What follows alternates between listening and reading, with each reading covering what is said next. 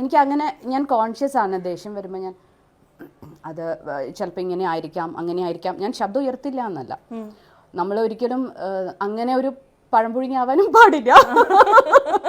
അത് യോഗ ചെയ്തിട്ട് അങ്ങനെ കണ്ണടച്ച് ഒന്നുമില്ല പഴംപുഴുങ്ങി ആവാനുള്ളതല്ല. നമ്മൾ ബാലൻസ്ഡ് ആയിരിക്കണം. നമ്മൾ ഡോമിനേറ്റ് ചെയ്യേണ്ടടുത്ത് ഡോമിനേറ്റ് ചെയ്യണം, നമസ്കരിക്കേണ്ടടുത്ത് നമസ്കരിക്കണം. അതാ ഒരു വ്യത്യാസം നമ്മൾ അറിയണം എന്നാണ് എനിക്ക് തോന്നിയിട്ടുള്ളത്. ശബ്ദം ഉയർത്തേണ്ടടുത്ത് ഉയർത്തണം. അപ്പോൾ കുറച്ച് ഫേം ആവും എന്നേ ഉള്ളൂ. പക്ഷെ ഞാൻ ദേഷ്യം ഇങ്ങനത്തെ ദേഷ്യം എനിക്ക് വരില്ല. ബിജുചേട്ടൻ ഇങ്ങനെ ദേഷ്യപ്പെടുന്ന ആളാണോ? ബിജുചേട്ടനെ പൊതുവെ നമ്മൾ കാണുമ്പോഴത്തേക്കും കുറച്ചൊരു സീരിയസ് ആയിട്ടുള്ള അങ്ങനെ റിസർവ്ഡ് ആയ ഒരാൾ എന്നുള്ളൊരു ഫീൽ ആണല്ലോ. അങ്ങനെ തന്നെയാണോ അത് ബിജുചേട്ടൻ ഇങ്ങനെ പെട്ടെന്ന് ദേഷ്യം വരും? ദേഷ്യം വരും. പക്ഷെ അങ്ങനെ എന്റെ പോലത്തെ അങ്ങനത്തെ ദേഷ്യമല്ല. അങ്ങനെ സംസാരിക്കില്ല, കുറച്ച് സീരിയസ് ആവും.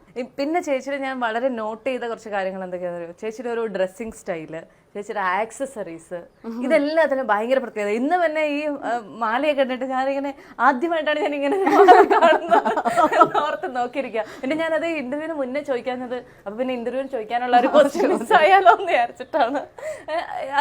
അതുപോലെ കല്യാണങ്ങൾക്കൊക്കെ ചേച്ചി പ്രത്യക്ഷപ്പെടുന്ന കല്യാണങ്ങൾക്കും വല്ലപ്പോഴും ഒക്കെയാണ് ചേച്ചിനെ ഇങ്ങനെ ഞങ്ങൾ പുറത്ത് കാണാറുള്ളൂ. അപ്പൊ അങ്ങനെയുള്ള കാര്യങ്ങളൊക്കെ വളരെ ബോൾഡ് ആക്സസറീസ് ആണ്. അത് ഒരു കോൺഷ്യസ് ഡിസിഷൻ ആണോ? എനിക്ക് വലിയ ഇഷ്ടമാണ് ജ്വല്ലറി. എനിക്ക് വലിയ ഇഷ്ടമാണ്. മേടിക്കുകയും ചെയ്യും നല്ലോണം. ഞാൻ ഇടുകയും ചെയ്യും. പിന്നെന്താ വെച്ചാൽ വയസ്സായി പോയിക്കൊണ്ടിരിക്കുകയാണ്. വേഗം ഇതെല്ലാം ഇട്ടിട്ട് നമ്മൾ എൻജോയ് ചെയ്യാം. കാരണം ഇനി നമുക്കൊരു 40 കൊല്ലം ഇല്ലല്ലോ, ഉണ്ടാവില്ല എന്ന് വിചാരിക്കണം. അങ്ങനെ അതെ അതെ അല്ല അങ്ങനെയല്ല, ഭഗവാൻ തീരുമാനിക്കട്ടെ. പക്ഷെ അങ്ങനെയല്ല. പക്ഷെ അതല്ല, നമുക്ക് ഇടണം തോന്നുമ്പോ ഇടുക. പക്ഷെ ബിജുവേട്ടനൊക്കെ ഭയങ്കര കളിയാക്കലാണ്. അയ്യോ ചേച്ചി നല്ല ഭംഗിയുണ്ട്. ഇത് നമ്മുടെ ആളുകൾ നോട്ട് ചെയ്യുന്ന ഇങ്ങനെയുള്ള കാര്യങ്ങളല്ലേ?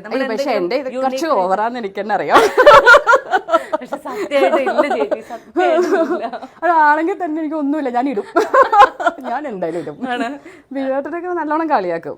പുറത്തേക്ക് ഇറക്കും, ഒരു പഞ്ചാമരം കൂടി ആവായിരുന്നോ എന്നൊക്കെ പറയും. ഒരു മുത്തക്കൊടയും കൂടി പിടിക്കായിരുന്നില്ലേ എന്നൊക്കെ പറയും. ദക്ഷ അമ്മയുടെ ഉള്ള ഇങ്ങനെയുള്ള ഫാഷൻ സങ്കല്പങ്ങളിൽ എന്തെങ്കിലും ശ്രദ്ധിക്കാറില്ല. അത്തരം കാര്യങ്ങൾ ശ്രദ്ധിക്കാറേ ഇല്ല. അമ്മയുടെ സിനിമകളും അവൻ അദ്ദേഹം കണ്ടിട്ടില്ല എന്ന് കേട്ടിട്ടുണ്ട്.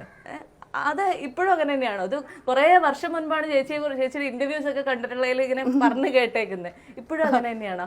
ഇല്ല, ഇപ്പോഴും കാണാറില്ല. മലയാള സിനിമ കാണൽ കുറച്ച് കുറവാണ്.